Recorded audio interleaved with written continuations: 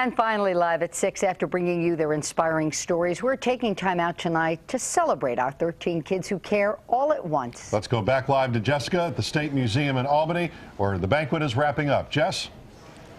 Hey guys, yeah, and I'm standing here now with 8 out of our 13 kids who care. We lost a few. They had to head out and go get some other awards tonight, which does not surprise me a bit. But there were really 2 themes to our stories this year: family and flood. Very personal reasons for wanting to volunteer, and some of these kids were touched by tragedy and felt the need to reach out to others.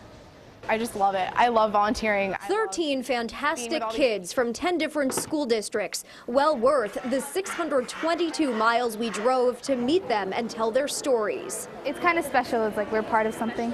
They've all found a passion in life while reaping the reward of making a difference. Just seeing the people's faces and then hearing them say thank you. I feel really good. I feel like I'm doing a great thing. We all got to do our part.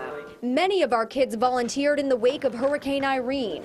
Just made you feel so good inside. Because I don't want them to think that we forgot about them. For others, the desire to help is deeply personal. My 10-year-old sister has arthritis. She was diagnosed at 18 months old. Because I have type 1 diabetes myself. My grandmother was bipolar schizophrenic, and I have 2 uncles that are bipolar.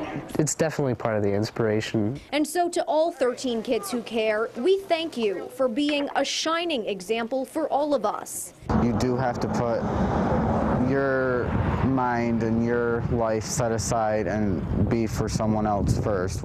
And for those graduating, we wish you the very best. It's going to be the thing that I miss the most, I think.